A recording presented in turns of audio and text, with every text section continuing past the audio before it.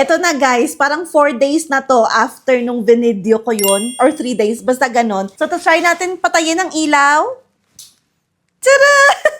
Ganito siya kaliwanag. Actually, hindi siya maliwanag. Ano lang siya, nagmumukha akong multo. Wait, ipakita ko yung... Yan, ganyan yung kanyang itsura. So, ito yung ating kusina. O, diba? Wala siyang masyadong nabibigay na liwanag. Parang lamp lang siya, ganun. Yan ang close-up. O, diba? Pasunog na. Pabulok na rin actually itong orange. Pero may oil pa rin. Ayan, on na natin. Kasi hindi niyo ako makita. So, ganun yung itsura niya sa mga nagre-request kung anong itsura kapag ka nakapatay ang ilaw. Ganon. Like that. And...